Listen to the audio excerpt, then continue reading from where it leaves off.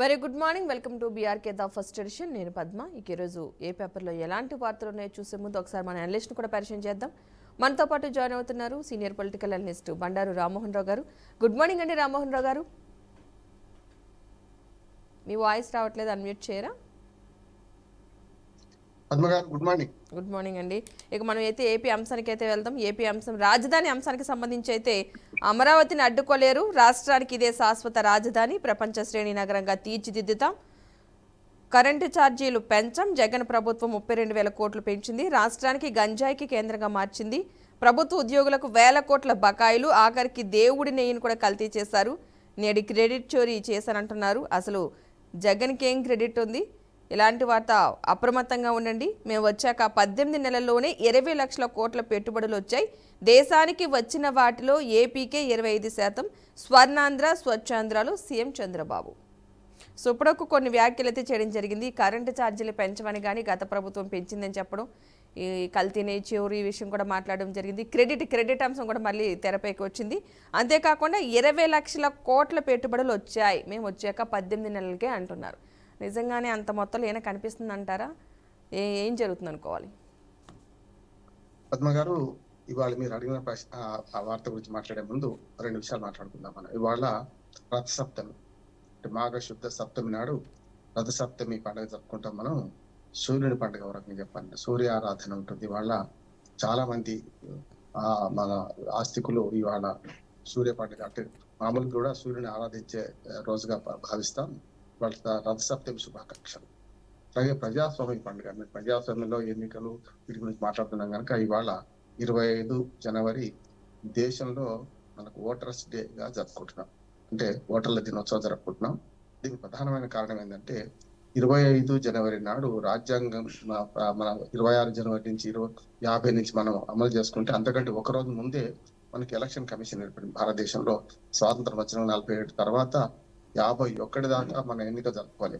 అంతకుముందు తాత్కాలిక ప్రభుత్వాలు వరకు చెప్పానంటే 1950 26 జనవరి రేపు ఉన్నది కనుక అంతకంటే ఒక రోజు ముందు మనం ప్రజాస్వామ్యంలో ఎన్నికలు ముఖ్యం కనుక ఎన్నికల కమిషన్ ఏర్పాటు చేసుకున్నాం. అందుకని ఆ రోజు నుంచి చాలా రోజులు మర్చిపోయిన వరకు చెప్పానండి. కానీ యువత ఎన్నికల్లో పాల్గొనకపోవడం, యువత ఓటర్ లిస్ట్ లో నమోదు కాకపోవడం, దాంతో 2011లో మన్మోహన్ సింగ్ గారు ప్రధానమంత్రిగా ఉండగా కేబినెట్ తీర్మానం చేసి ప్రతి సంవత్సరం 25 జనవరి నాడు ఓటర్ల దినోత్సవం జరుపుకుందామని నిర్ణయించారు. అదే ప్రకారం 2011 నుంచి ఇప్పటిదాకా 15 ఏళ్లుగా ఓటర్ల దినోత్సవం జరుపుకుంటాం. ప్రతి సంవత్సరం జనవరి 1 నాటికి 18 ఏళ్ళు నిన్న వాళ్ళని ఓటర్ లిస్ట్ లో చేర్చుకునే అవకాశం ఉంటది.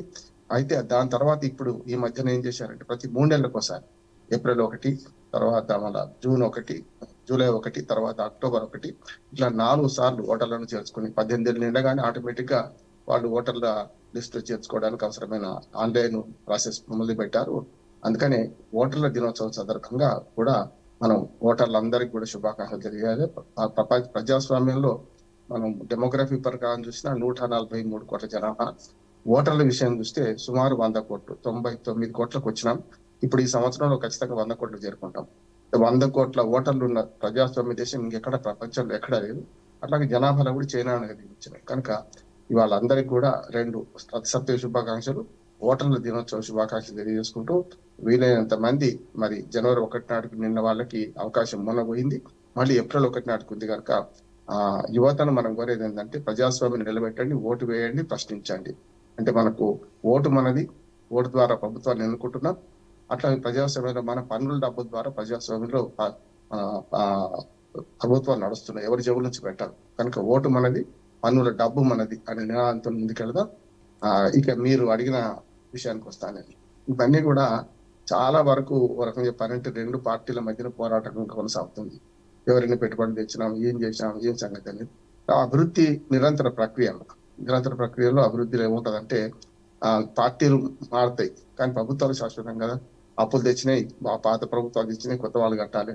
ఇప్పుడు తల్లి చనిపోతే కొడుకు ఎట్లనో అలాగే యజమాని హక్కులు ప్రజాస్వామ్యంలో ప్రజలు ఇస్తారు. వారసత్వం అక్కడ కుటుంబంలో వారసత్వాలు ఉంటాయి, ఇక్కడ వారసత్వాలు ఉన్నాయి కనుక ప్రజాస్వామ్యంలో ఓటర్లు లేని న్యాయ నిర్ణేతలు, ఓటర్లు ఎన్నుకున్న ప్రభుత్వాలు సరిగ్గా పనిచేయాలి. ఇందులో భాగంగానే ఒక రకంగా చెప్పాలంటే ఇవన్నీ కూడా అభివృద్ధి పనులు జరుగుతున్నాయి. ఆంధ్రప్రదేశ్ గత 20 నెలలుగా మెల్లమెల్లగా మళ్ళీ కోలుకుంటుంది అనొచ్చు. అంటే గతంలో 5 ఏళ్లలో విధ్వంసం జరిగిందని వాళ్ళు అంటున్నారు కానీ విధ్వంసం అనకుండా కొంతవరకు వెనుకబడిపోయినాం మనం. అంటే ఆంధ్రప్రదేశ్ విడిపోయి 12 సంవత్సరాలు అవుతున్నా మళ్ళీ మొదటికే వచ్చే వారి ఆవేదన ఉన్నది. అభివృద్ధి పథంలో ఆంధ్రప్రదేశ్ నడవాలి. మన సర్వతోముఖాభివృద్ధి సాధించాలి. ఇప్పటిదాకా ఆగిపోయిన పనులన్నీ కూడా లేకపోతే కొనసాగుతున్న పనులన్నీ పూర్తి చేసి 2031 కల్లా ఒక రకంగా చెప్పారు 29 కల్లా మళ్ళీ ఎన్నికలు వచ్చే కల్లా ఒక కుదుట పడాలని ఆశిద్దాం. అమరావతి రాజధాని నిర్మాణం కావాలి. అట్లాగే పోలవరం ప్రాజెక్టు పూర్తి కావాలి. ఇతరత్ర చాలా అభివృద్ధి పనులు ఆగిపోయిన పనులన్నీ పూర్తి అయితే మంచిది. దానిలో భాగంగానే ఈ శంకుస్థాపనలు ఈ ప్రారంభోత్సవాలు చేస్తున్నారు. రైట్. ఇక ఈ అటు సాక్షి పేపర్లో మనం చూసినట్లయితే కనుక దీనికి సంబంధించి ఎక్కడ కౌలు రైతులకి ఏమీ అందలేదు, ఆ రోడ్ల పరిస్థితి కూడా దయనీయంగా ఉంది. అంతేకాకుండా మరొక విషయం కూడా చట్టవిరుద్ధంగా కొన్ని యూనివర్సిటీలకి ప్రభుత్వ భూములను అందజేస్తున్నారు అంటూ కూడా వాళ్ళు కూడా కొన్ని వ్యాఖ్యలు అయితే చేస్తున్నారు. మరి ఒకళ్ళు బయట పెట్టుకుంటున్నారు అనుకోవచ్చు అంటారు ఇలా చూస్తే దీన్ని బట్టి? ఎప్పుడైనా ప్రజాస్వామ్యంలో విధానాల పరంగా ఒక పార్టీ నిర్ణయిస్తే ఇంకో పార్టీ విమర్శిస్తుంది, కాదండి. ఈ గ్లాసులో సగం నీళ్లు ఉన్నాయి, నీళ్లు లేవు, రెండు వాస్తవమే కదా. తప్పు ఉన్నది, మంచి ఉన్నది. మంచిని ఆహ్వానిద్దాం, తప్పును విమర్శిద్దాం. అందుకని వైసీపీ వాళ్ళు చేసిన విమర్శలు కూడా కొన్ని వాస్తవాలు. ఉదాహరణకు అమరావతి రాజధాని విషయంలో చూసుకుంటే చాలా మంది రైతులకు అన్యాయం జరిగింది, ఇంకా చేస్తారు. ఇటు పక్క నారాయణ గారు నిన్న మొన్న పట్టా సర్టిఫికెట్లు పంచుకుంటే వాళ్ళు ఏమన్నారు, ఇప్పటికే కొన్ని ఇవ్వడం జరిగింది, నిన్న ఒక్కనాడే దాదాపు 1000 సర్టిఫికెట్లు ఇవ్వడం జరిగింది. వాస్తుకు అంటే వీధి పోటు అట్టా ఉన్న వాళ్ళకు అందలేదు, వాటికి మారుస్తాం అనుకున్నాం కానీ టైం పడుతుంది. అట్లాగే వారసత్వ తగాదాలు కోర్టు కేసులు ఉన్నాయి అనుకోండి, అట్లాంటి వాటిల్లో ఇంకా అమరావతి రాజధానిలో భూములు కోల్పోయిన వాళ్ళకి ఇవ్వలేదు అంటున్నారు. కొత్తగా మరొక 7 గ్రామాలు వైకుంఠపురం నుంచి మొదలు పెడితే 7 గ్రామాల్లో 2వ దశ భూసేకరణ మొదలైంది. ఎట్లా ఉంటదంటే ఇది పరస్పరం ఆరోపించినప్పుడు ప్రభుత్వ అధికారంలో ఉన్నప్పుడు ఒక మాట, అధికారం లేనప్పుడు ఒక మాట మాట్లాడే సంస్కృతి వచ్చేసింది. మొదటి నుంచి ఉన్నది, ఇంకా పెరిగింది కూడా ఇప్పుడు. అందుకనే అమరావతి రాజధాని కావాలి, ఇంతకంటే భూమి ఎక్కువ కావాలని జగన్మోహన్ రెడ్డి గతంలో చూసి అసెంబ్లీ సాక్షిగా జగన్మోహన్ రెడ్డి గారే ఇది సరిపోతుందా, ఈ 33 ఎకరాలు సరిపోద్దా అన్నాడు. నేను ఇక్కడనే ఇల్లు కట్టుకుంటా అన్నాడు. యూటర్న్ తీసుకుని ఆయన అధికారంలో కానీ వాళ్ళ 3 రాజధానులు అన్నారు. కనుక మంచో చెడ్డో నడుస్తున్నది. కేంద్ర ప్రభుత్వం దోబుచ్చులాట ఆడకుండా ఇప్పటికి కూడా అమరావతి రైతులు ఏమంటున్నారంటే మాకు ఇదే రాజధాని ఉంటుందని గ్యారంటీ ఇవ్వండి. రేపు పొద్దున మళ్ళీ ఇంకొకరు వచ్చి రెడ్డి వచ్చి మొదలాడన్నట్టు మళ్ళీ మొదలైతే మళ్ళీ మా బతుకులు ఆగమం అవుతాయి కదా. మళ్ళీ మేము దేవస్థానం నుంచి న్యాయస్థానం నుంచి ఇంకెక్కడికో పాదయాత్రలు, ఈ లాఠీ ఛార్జీలు ఎదుర్కోవాల్సి వస్తుంది కదా. ఇప్పటికైనా అమరావతి ఆంధ్రప్రదేశ్ రాజధాని నిర్ణయించండి అని వాళ్ళు కోరుతున్నారు. అందుకనే అమరావతి రైతుల గురించి మనం మాట్లాడే క్రమంలో అందరూ అన్యాయం చేశారు. గతంలో పవన్ కళ్యాణ్ గారు కూడా అమరావతి రైతులకు అన్యాయం జరుగుతుందని ఫస్ట్ బీజేపీతోని మన ప్రత్యేక హోదా మన బీజేపీతో, తర్వాత అమరావతి రైతుల గురించి మాట్లాడుతూ ఆయన తెలుగుదేశంతో కటాఫ్ చేసుకున్నాడు కదా. మరి ఇప్పుడు మంచి ప్రభుత్వం నడుస్తుంది అంటున్నారు కదా. ఇప్పుడే ఏం చేయాలంటే కూటమి ప్రభుత్వం అమరావతి రాజధాని ఇది మార్చేది లేదు అని చెప్పాలి. అప్పుడు ఏమవుతుందంటే వీళ్ళ నోళ్ళు మొదలు పడతాయి. లేకపోతే ఏమైందంటే ఈ సన్నాయి నొక్కుతూనే ఉంటారు, ప్రజల్లో అనుమానాలు ఉంటాయి, ఇంకా భూములు తీసుకుని ఏం చేస్తారన్న మాట వస్తుంది. ఇప్పుడు 1,00,000 ఎకరాలు 2 లక్షల ఎకరాల దగ్గర సమస్య కాదు, 1,00,000 ఎకరాలు లక్ష్యం పెట్టుకున్నారు వారు. తప్పో ఒప్పో అది నడుస్తున్నది. ఇంకొక మాట కూడా ప్రభుత్వ భూములు, ప్రజల భూములు, ప్రభుత్వ భూములు ఎక్కడ ఉండే ప్రజల నుంచి సేకరిస్తూనే ఉన్నాయి. వీటిని 99% ఎకరం అమ్మేస్తున్నారు కదా, కేటాయిస్తున్నారు కదా. దాని మీద కూడా విమర్శలు ఎదుర్కొంటే అది సరైంది అంటున్నారు. ఎవరో పరిశ్రమలు పెడతా అంటే 99% ఇస్తే తప్పేంటి అని లోకేష్ ప్రశ్నిస్తున్నాడు. చాలా దుర్మార్గం అంటున్నాను. ఈ ప్రజల భూములు కదా, ప్రజలను వాళ్ళు పీడించి ఒక రకంగా ప్రభుత్వం స్వాధీనం చేసుకున్న భూములు. ఇది మన ఆ ల్యాండ్ అక్విజిషన్ పేరు మీద అరాకొర డబ్బులు కూడా ఇవ్వకుండా ఇప్పటికి కూడా కేసులు నడుస్తున్న భూములు తీసుకొని మీరు 99% మొత్తం ఇచ్చేస్తాను, ఏం నా తప్పేంటి అని లోకేష్ గారు దబాయించారు కదా. దాని మీద కమ్యూనిస్ట్ పార్టీలు కానీ అలాంటి వాళ్ళందరూ వ్యతిరేకిస్తున్నారు. తప్పు అంటున్నాను. ఎందుకంటే పెట్టుబడులు పెట్టేవాడు ఆ భూమిని కూడా పెట్టుబడికి పెట్టుకోండి, నష్టం ఉంది. ఒక ఫ్యాక్టరీకి 10,000 కోట్లు పెట్టేవాడు 1000 కోట్లు పెట్టి భూమి కొనలేడా? మీరు 99% భూమి ఇవ్వడం ఏంటి? మౌలిక సౌకర్యాలు కల్పించండి, రోడ్లు వేయండి, మంచినీటి సౌకర్యం ఇవ్వండి, విద్యుత్ ఇవ్వండి. ఇవన్నీ డబ్బులకి ఇవ్వచ్చు కదా. పేదవాడికి ఏమో ఏ సౌకర్యం కావాలన్నా ప్రభుత్వాలు సాయం చేయి, ఇటువంటి వచ్చే వరకల్లా కార్పొరేట్లకు సాయం చేస్తున్న మాట వచ్చి 99 ఎకరం అనే దాన్ని ఖచ్చితంగా పౌర సంఘాలు వ్యతిరేకిస్తున్నాయి, పార్టీలు వ్యతిరేకిస్తున్నాయి. సరైనది కాదు, విధానం మార్చుకోవాలనే కోరుతున్నాం. కానీ వైసీపీ విమర్శలు అన్ని కరెక్ట్ కాదు, కొన్ని ఖచ్చితంగా అంశాల వారి మన మద్దతు ఇవ్వాల్సిన అవసరం ఉందని నేను అంటున్నాను. ఓకే, మనకి తెలంగాణ అంశానికి వద్దాం. తెలంగాణ అంశం మామూలుగా పొలిటికల్గా కాకుండా వ్యక్తుల కంటే అక్కడ ప్రజలకు ఉపయోగపడే విధంగా కొన్ని నియమాలు అయితే బాగున్నాయి. నిమిషాల్లోనే కొత్త వాహనం రిజిస్ట్రేషన్, గంటల వ్యవధిలోనే రిజిస్ట్రేషన్ నెంబర్ జారీ, వాహన షోరూంలో రిజిస్ట్రేషన్లు ప్రారంభం. మొదటి రోజు 490 వాహనాలకు రిజిస్ట్రేషన్లు. స్పీడ్ పోస్టులో నేరుగా యజమాని ఇంటికే ఆర్సీ. తొలి రోజు కొన్ని చోట్ల సాంకేతిక సమస్యలు ఉన్నా, అంటే ఇది ఒక ఆలోచన చేయడం. ఇప్పుడు రిజిస్ట్రేషన్ చేయించాలంటే ఇంతవరకు చాలా కష్టమయ్యేది. ఇప్పుడు వెంటనే అక్కడే షోరూంలోనే రిజిస్ట్రేషన్ చేయించేస్తున్నారు. సో ఇది కొంచెం ప్రజలకు ఉపయోగకరమైందే కదంటారా?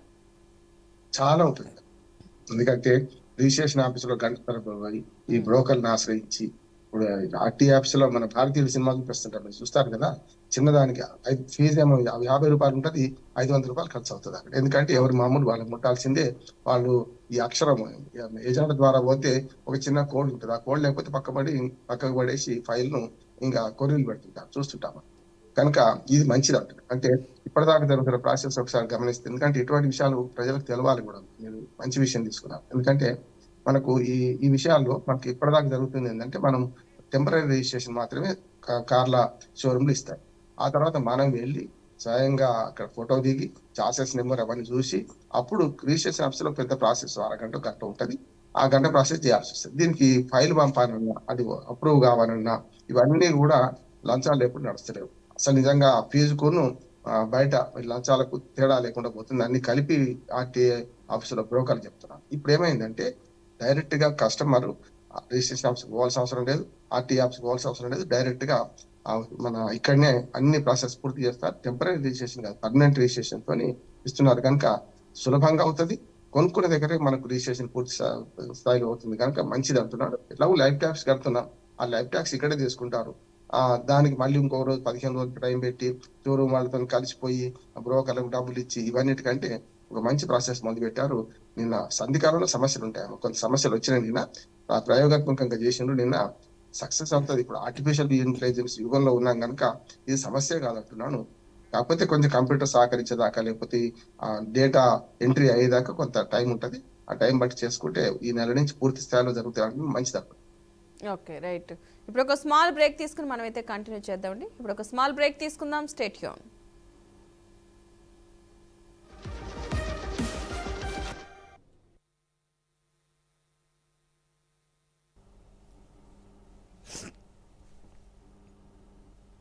నేను స్టార్టింగ్ నుంచి మిమ్మల్ని పిలిచి చెప్పాను, ఏమి ఇచ్చారు అంటాను. అసలు నా మాట ఎవ్వరూ వినట్లేదు తెలుసా మీరు. నేను అడుగుతున్నాను అదే వాయిస్ అడుగుతున్నాను, ఏమి ఇచ్చారు విజువల్స్ చెప్తే నేను ఆ టాపిక్లు తీసుకోవడానికి ఉంటుందని. ఇప్పుడు ఎందుకు చెప్పి అసలు మీరు అలర్ట్ ఉండట్లేదు అబ్బా. పీసీఆర్ వాళ్ళు కొంచెం చెప్పింది వినట్లేదు నన్ను. ఫస్ట్ ఎడిషన్కి నాకు అదే ప్రాబ్లం అవుతుంది. మరి అదే మీరు చెప్పే, నేను అక్కడికి అడుగుతున్నాను ఏమేమి ఉన్నాయి, చిన్న పాయింట్స్ చెప్తే నేను అవే టాపిక్స్ తీసుకుంటాను కదా. మీరు ఏం తీసుకున్నారో తెలీదు, నాకు ఇందులో ఏం తీసుకోవాలో అర్థం కావట్లేదు. అంటే విజువల్స్ని బట్టి కదా. అసలు వదిలేస్తున్నాను నన్ను గాలికి. ఫస్ట్ ఎడిషన్ కూడా అలాగే అయిపోతుంది, పట్టించుకోవట్లేదు. చూడండి మరి కొద్దిగా ఒకసారి నన్ను చూసుకోండి. లైవ్లో పోతుంటే ఏ పడితే అవి పడేస్తున్నారు.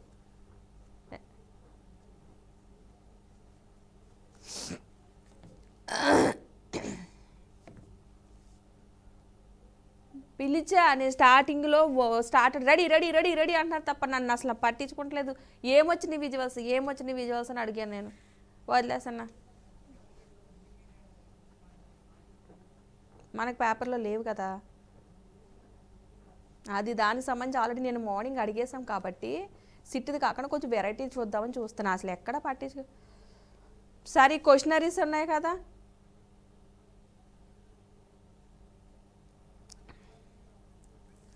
యాక్చువల్గా ఇట్లా అన్ని విజువల్స్ వాళ్ళు పెట్టకపోయినా మనకు బులెటిన్ జరిగింది ఇవన్నీ నిన్నటి న్యూస్లే. యాక్చువల్గా దానికి సంబంధించి ఉంటాయి మన దగ్గర. అసలు ఎదురుకుంటే ఏమున్నాయి, ఇంకెంతసేపు ఆ చంద్రబాబు నాయుడు పట్టుకోవాలి, లేదంటే రేవంత్ రెడ్డిని పట్టుకోవాలి. మధ్యలో ఎన్ని ఇంపార్టెంట్. ఇది గంజాయిది ఉందా తెలంగాణది? గంజాయిలో అమ్మాయిని కానిస్టేబుల్ కారు పెట్టి గుద్దేశారు, ఉందా నిన్న విజువల్? మరి నుమాయిష్లో మంటలు వచ్చినాయి, ఆ విజువల్స్ ఉన్నాయా? మరి అసలు అది చూడు మరి.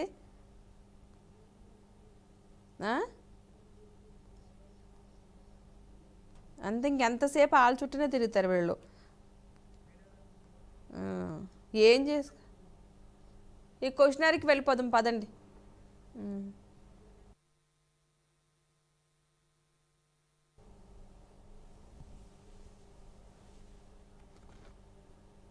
ఇంక నేనే రెడీ అవనా వాళ్ళకి టాపిక్స్ చెప్పుకుంటూ కూర్చున్నా.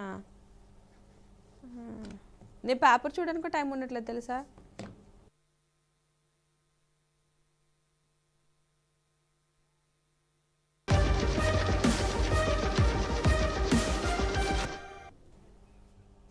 Welcome back. రామ్మోహన్ రావు గారు, ఒక విషయం అసలు ఏంటంటే అది చాలా బాధాకరమైన విషయం. ఈ గంజాయి స్మగ్లింగ్కి సంబంధించి అసలు ఎంతలాగా వాళ్ళు ఇదైపోయారంటే ఆ వార్త ఒకటి ఉంది. ఎక్సైజ్ మహిళా కానిస్టేబుల్ను కారుతో ఢీకొట్టిన దుండుగులు, ప్రాణాపాయ స్థితిలో ఎక్సైజ్ కానిస్టేబుల్ సౌమ్య, ఆమె కిడ్నీ ఫ్లీమం తొలగించిన వైద్యులు. అంటే ఒక గంజాయి స్మగ్లర్ను పట్టుకోవడానికి వెళ్ళిన పాపానికి ఒక కారుతోనే గుద్దేసేంత పరిస్థితి. అంటే గంజాయి స్మగ్లర్లు ఏ విధంగా రెచ్చిపోతున్నారు అన్నది ఇది ఒక ఉదాహరణగా మనం చూడొచ్చు అంటారు. అసలు ఇలాగా స్మగ్లర్లు పెరిగిపోతూ ఉంటే ఏంటి పరిస్థితి, అసలు అధికారులు ఎలాంటి చర్యలు తీసుకుంటే ఎలాంటి కట్టడి చేయొచ్చు అంటారు అసలు? నిజాయితీ పరులైన అధికారులు కానీ ఇట్లాంటి వాళ్ళు చాలా వరకు శాండ్ మాఫియా కూడా అదే పనిచేస్తుంది కదమ్మా. చాలా సార్లు పోలీసులు ఢీ కొట్టుకుంటూ పోయిన సందర్భం చూసినాం. అప్పుడు ఆ మధ్యన వనజాక్షి కేసు చూసాం. ఎంఆర్ఓ గారు వెళ్లి చేస్తే అప్పుడు ప్రభాకర్ ఎమ్మెల్యే ఏం చేశామో చూసామని. కనుక సమస్య లేదు. ల్యాండ్, మైను, వైను, శాండ్ ఈ 4 వీటిలలో దీంతో పాటు ఇప్పుడు మీరు అన్నట్టు మాదక ద్రవ్యాలు కూడా అంటే గుద్దుకుంటూ పోయినట్టు అర్థం చేసుకోవచ్చు. ఇంకా ఏమందంటే పై అధికారుల నుంచి కింద అధికారుల దాకా చాలా వరకు లాలూచి పనులు ఉన్నారు. దీనివల్ల సమస్య ఏంటంటే మా వాళ్ళు వస్తున్నారు చూసుకో అని చెప్పి పైనుంచి ఉప్పందించే వాళ్ళు కూడా ఉంటారు. కానిస్టేబుల్ అక్కడికి పోయిందంటే నాకు ఆ వార్త చదివితే నాకు విచారకరం అనిపించింది. అంటే ఒక్కతే పోయింది, వాళ్ళకి పాపం పెద్దగా ఆయుధాలు కూడా లేవు, చేతులు లేవు, ఉన్నా కూడా కారుతోని గుద్దుటని ఎప్పుడు ఊహించాం కదా. మీరు చూస్తున్నా చాలా సార్లు మీరు పోలీసులు ఆపుతుంటే కూడా అక్రమార్కులు రోడ్ల మీద పోతూ గుద్దేసుకు వెళ్ళిపోయిన సందర్భాలు కూడా చూసినాం మనం. అంటే ఇవన్నీ కూడా మనం ఒక్కనాడు అరికట్టలేం కానీ ఒకసారి బాధ అనిపిస్తుంది. కాకపోతే ఈ మాదక ద్రవ్యాల విషయంలో ఇంకా పెద్ద మాఫియా చెప్పాలంటే మీరు అన్నా నేనన్నా మనకు ఏదైతే శాండ్ కానీ మైన్ కానీ వైన్ కానీ వీటిలో చూస్తుంటే అసలు మైన్లలో అసలు ఎవరిని ఎవరు పాతి పెడుతుండో ఎవరిని ఎవరు చంపుతుండో చూస్తాం మనం చూస్తున్నాం కదా. చాలా సినిమాల్లో వచ్చింది అట్లాగే. సినిమాలే జీవితంలో కనపడుతున్నాయి, అక్కడ జీవితమే సినిమాలు తీస్తున్నాం అనిపిస్తుంది నాకైతే. ఇట్లా అమ్మాయి చనిపోవడం అయితే బాధాకరం. ముఖ్యంగా ఈ గంజాయి స్మగ్లింగ్ ఆగాలంటే గ్రామాలలో సాగు ఆగాలి కదా మొట్టమొదటి ఒకటి. ఇది కాకుండా కూడా ఈ మధ్యాహ్న మాదక ద్రవ్యాల విషయంలో నేను చాలా విషయాలు గ్రామాలు తిరుగుతున్నప్పుడు గమనిస్తుంది. అంటే గ్రామాలలో కూడా ఈ 10th పిల్లలు, మన ఇంటర్మీడియట్ పిల్లలు కూడా అలవాటు అయిపోతున్నారు చాలా వరకు. అంటే 10 రూపాయలు పెడితే చిన్న ఒక పొట్లం వస్తే వాడు 60 అంతా మొత్తంలో ఉంటాడు. ఇట్లా మొదలు ఏదైతే బాధితులుగా మొదలై తర్వాత పెడ్లర్స్ గా మారుతారు వీళ్ళే. అంటే భావి భారత పౌరులు మనం ఎట్లా తయారు చేస్తున్నాం ఏ సంగతి చూసుకోవాల్సిన అవసరం ఉంది. కొన్నిసార్లు ప్రభుత్వం ఎంక్వైరీ చేస్తుంటది, మళ్ళీ దాన్ని మర్చిపోతుంటది. ఉదాహరణకు విశాఖపట్నం దగ్గర ఓడ దొరికింది. అప్పుడు మొత్తం అంతా బ్యాచ్ అంతా వైజాగ్ వయా హైదరాబాద్, బొంబాయి అని మనం మాట్లాడుకున్నాం. ఏమైంది ఆ కేసు ఏమైంది ప్రధాన ఓడ దొరికింది కదా, ఏమైంది మరి అంటే మన దేశంలోకి గంజాయి ఒకటే కాదు ఇతర మాదక ద్రవ్యాలు కూడా సప్లై అవుతున్నాయి కదా. ఒక వెనిజులా దేశంలాగా తయారవుతా అనిపిస్తుంది ఒక్కోసారి. నాకు బాధ అనిపిస్తుంది ఏంటంటే వెనిజులాలో అనుచిత ఉచితాలు ఇచ్చి ఎట్లా చేసినారు ఇప్పుడు మన దగ్గర మాదక ద్రవ్యాలకు అలవాటు చేయడం. ఈ రెండింటి వల్లనే కదా వెనిజులా దేశం నాశనం అయిపోయింది, స్వర్గం నాటి దేశం. ఇప్పుడు ఇక్కడ అదే జరిగేటట్టు అవకాశం ఉన్నది. మాదక ద్రవ్యాల విషయంలో ఒక్క దేశం పనిచేస్తే సరిపోదు. ఇంట్లో ఎలుకలు ఉన్నాయని ఇల్లు తగలబెట్టుకోవద్దు, కానీ పొలాల్లో ఎలుకల నిర్మూలనకు రైతులందరూ సామూహిక ఎలుకల నిర్మూలన కార్యక్రమం ఎట్లా చేస్తారో మనం కూడా దేశాల మధ్యన సహకారం ఉండాలి. ఎక్కడి నుంచి మాదక ద్రవ్యాలు వస్తున్నాయని చూడాలి. గంజాయి కూడా మన దగ్గర నుంచి వేరే సప్లై అవుతుంది, వేరే దగ్గర నుంచి మనకు వస్తుంది. కొకైన్ లాంటివి ఇవన్నీ కూడా వస్తున్నాయి కనుక వీటికి అంతర్జాతీయ సహకారం తీసుకుంటే సాధ్యం అవుతుంది. అవును. అంతేకాకుండా నిన్న జరిగిన సిట్ ఎంక్వైరీకి సంబంధించి బీఆర్ఎస్ ఎవరైతే పార్టీ వాళ్ళు ఉన్నారో వాళ్ళు పెద్దగా పట్టించుకోవాల్సిన అవసరం లేదంటూ కూడా కొన్ని వ్యాఖ్యలు అయితే చేశారు. విచారణకు పిలిస్తే వెళ్ళాం, ప్రస్తుతం మున్సిపల్ ఎన్నికలపై ఫోకస్ పెట్టండి. కేటీఆర్, హరీష్ రావు, కేసీఆర్ సూచన. ఎర్రవల్లిలో ఫామ్ హౌస్లో భేటీ. విచారణ పేరుతో మున్సిపల్ ఎన్నికల నుంచి డైవర్ట్ చేసే ఎత్తుగడ. కోల్ బ్లాక్ స్కామ్ను ప్రజల్లోకి తీసుకువెళ్లాలి. సిట్ ఎంక్వైరీన జరిగిన తీరు, అడిగిన ప్రశ్నలపై కేసీఆర్ ఆరా తీసినట్టుగా తెలుస్తుంది. అంటే నిన్న జరిగిన కేటీఆర్ సిట్ ఎంక్వైరీకి సంబంధించి పెద్దగా పట్టించుకోవాల్సిన అవసరం లేదు, వచ్చి మున్సిపల్ ఎన్నికలపై అందరూ దృష్టి పెట్టాలి, ఇవన్నీ కూడా జరుగుతూనే ఉంటాయి అన్నట్టు కూడా కొన్ని వ్యాఖ్యలు అయితే చేశారు. సో ఈ సిట్ ఎంక్వైరీకి సంబంధించి ఏమన్నా ప్రజల్లో నెగిటివ్గా వెళ్ళే అవకాశం ఉందంటారా, లేదంటే పెద్దగా ప్రజలు కూడా పట్టించుకునే పరిస్థితి కాదంటారా దీన్ని? గత వారం అంతా దీని గురించే కదా. అదొకటి నైని బొగ్గలు, ఈ రెండింటిని వీకెండ్ కామెంట్లో మాట్లాడుకున్నా. ఈ నిన్న ఫామ్ హౌస్ లో ఏం జరిగిందో మాట్లాడుకుంటే దీనికి ఇప్పుడు కరెంట్ వార్త కదా అది మాట్లాడుకున్నాం. ఈ రెండు నైని బొగ్గల విషయంలో కానీ లేకపోతే మీరన్న సిట్ విచారణ ఎందుకు కొనసాగుతుంది, ఎట్లా కొనసాగుతుంది మాట్లాడేది అందులో మాట్లాడదాం. ఇప్పుడు ఇక్కడ నిన్న మళ్ళీ కేసీఆర్ గారి ఫామ్ హౌస్ లో ఎర్రవల్లిలో నిన్న కీలకమైన నేతలు అందరూ హరీష్ రావు, కేటీఆర్ తో పాటు అందరూ పాల్గొన్నారు, మాట్లాడారు. వీళ్ళంతా దృష్టి అంతా ఏంటంటే ఇప్పటికీ అవతల పక్షం అంటే కాంగ్రెస్ చాలా అలర్ట్ గా ఉన్నది. పూర్వకంగా చెప్పండి ఇవన్నీ పక్కన పెట్టి రేవంత్ రెడ్డి గారు చూడండి, మొన్న ఇప్పటికీ ఆదిలాబాద్ లో నిర్మల్లో మీటింగ్ పెట్టారు. ఆ తర్వాత ఆ సమ్మక్క సారక్క జాతరకి వెళ్ళి అది ప్రారంభిస్తూ అక్కడ కూడా ఆ, మున్సిపల్ ఎన్నికల్లో గెలిపించాలని మాట్లాడారు. ఇప్పుడు రేపటి నుంచి 25 నుంచి మళ్ళీ జడ్చర్ల మహబూబ్నగర్ జిల్లాలో ఈ దక్షిణ తెలంగాణలో మొదలు పెట్టబోతున్నారు. వాళ్ళు ఆల్రెడీ ఇప్పటికే 2 మీటింగ్లు పెట్టుకున్నారు. కనుక ప్రతిపక్ష పార్టీ టిఆర్ఎస్ ఈ గొడవలో పడి వెనుకబడ్డదని నేను అనుకుంటున్నాను. వెనుకబడకుండా ఉండడానికి కేసీఆర్ గారు అందరిని పిలిపించి దిశానిర్దేశం చేసిండు అనుకుంటున్నాను. ఇందులో అన్ని వస్తాయి. మీరు అన్న సిట్టు విచారణ వస్తుంది, నైని బొగ్గల మీద వస్తుంది.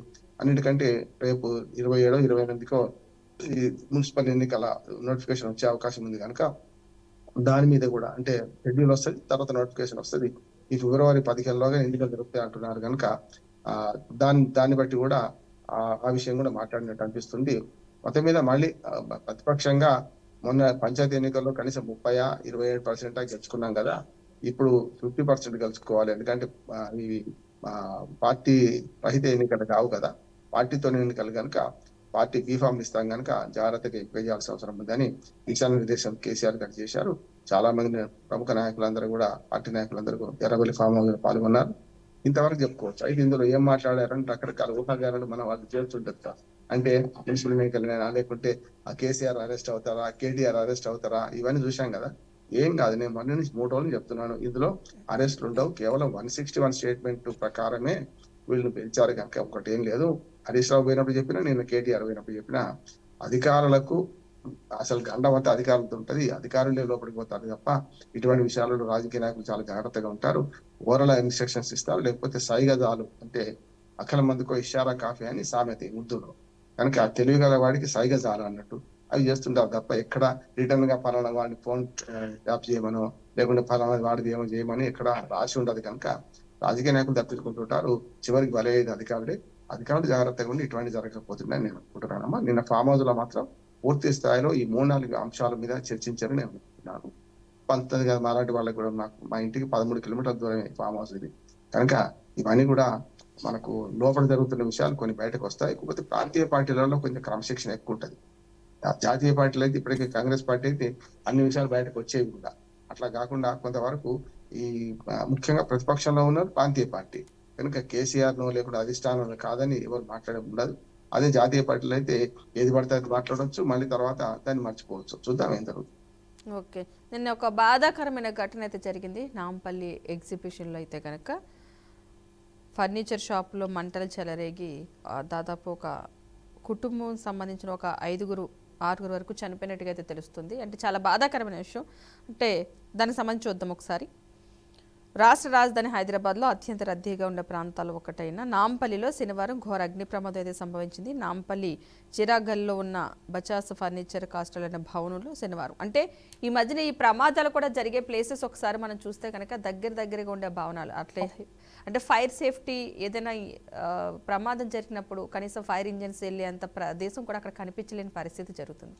సో ఈ ఘటన వల్ల అంటే ప్రతిసారి మనం ప్రమాదం జరిగినప్పుడే మాట్లాడుకుంటున్నాం, కానీ అధికారి ముందుగా దీని మీద కాస్త ఫోకస్ చేస్తే మంచిది. మరి ఏం జరిగితే ఎలాంటి ప్రమాదాలను అరికట్టవచ్చు అంటారు? పద్మ గారు, ముఖ్యంగా ఓల్డ్ సిటీ నాంపల్లి అంటే రెండు కావచ్చు. వివరాలు తెలియదు.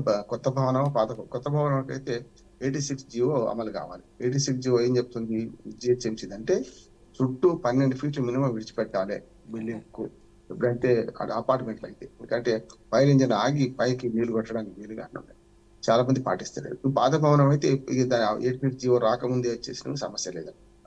2009లో వచ్చిందమ్మా 86 జియో, రాకముందే వచ్చింది. దాన్ని కొత్త భవనాలకు వర్తింపజేస్తున్నారు. పాత భవనాలలో అంటే 2-3 ఉంటాయి. ఒకటేమో ఫైర్ సేఫ్టీ అస్సలు ఏమి ఉండవు. రెండోది ఏంటంటే కుటుంబాలు నివసిస్తున్న దానిలో చిన్న అగ్ని ప్రమాదం జరిగినా కూడా పైకి కిందికి దిగలేరు కదా. ఇండిపెండెంట్ హౌస్ చిన్నదైతే 1+1 G+1 ఉంటే కొంత దిగి వెళ్ళిపోతారు. కానీ పైన వాళ్ళకు లిఫ్ట్లు పనిచేయవు, పాత లిఫ్ట్లు ఉంటాయి. ఇవన్నీ కూడా దప్పికి బాయి తోడుకున్నట్టు వీళ్ళు ఏం చేస్తున్నారంటే ప్రమాదం జరిగిన మనం మాట్లాడతాం, మనం తప్పదు ఎందుకంటే వార్తలు ప్రసారం చేసి మనం మాట్లాడతాం. కానీ ప్రభుత్వాలు ఏం చేస్తున్నాయి, ఆ ఒక్క రోజు విడిచిపెడితే మళ్ళీ తర్వాత అంతా మళ్ళీ మొదటికే వస్తూ ఉంటున్నాయి. ఇందులో అవినీతి ఉంది, ఆశ్రిత పక్షపాతం ఉన్నది. పాత బిల్డింగ్లు కూలగొట్టొచ్చు ఉన్నది, కానీ వారిని కూలగొడుతున్నారా అంటే ఇవన్నీ ఎట్లా ఉన్నాయంటే జరిగిన సంఘటన జరిగినప్పుడు అందరూ అలర్ట్ అవుతారు, నివేదిక అడుగుతారు. ఆ తర్వాత అందరూ మర్చిపోతున్నారు కనుక నిండు ప్రాణాలు 6 ప్రాణాలతో పోయినాయి కదా! వాళ్ళైతే 6గురికి 7 అంటున్నారు కనుక పోయినాయి కదా! దీని మీద విచారణ జరిపించాలి. అది పాతదా? కొత్తదా? దానికి మరి అవసరమైన ఏర్పాట్లు ఉన్నాయా? లేవా? ఎందుకు జరిగింది? జరిగిన దాని మీద కూడా కింద ఫర్నిచర్ షాప్ గనుక ఫర్నిచర్ అంతా చెక్కదు లేకుంటే రెగ్జిను ఇటువంటివి ఉంటాయి. మండే గుణం ఎక్కువ ఉంటది వాటికి. అంటే ఒక్కోసారి షార్ట్ సర్క్యూట్ వల్ల కావచ్చు, లేకపోతే ఇళ్లలో గ్యాస్ సిలిండర్ పేలి కావచ్చు. దీనికి కారణాలు వాళ్ళు వెతుకుతారు కానీ ఏం వెతికినా సరే గతజల సేతు బంధనమే కదా అంటున్నాను. అంటే ప్రాణాలు పోయిన తర్వాత నిండు ప్రాణాలు మళ్ళీ అయితే విలువైన ప్రాణాలు రావు కదా! అందుకనే ఇప్పుడు ఇక్కడ జరిగేదాన్ని ఎట్లా ఏ లోపంతో జరిగింది అనేది మనం గమనించాలి. ఇక ముందు ఇట్లాంటివి జరగకుండా చర్యలు తీసుకోవడానికి ఇది ఒక గుణపాఠంగా ఉండాలని అయితే అనుకుంటున్నాను.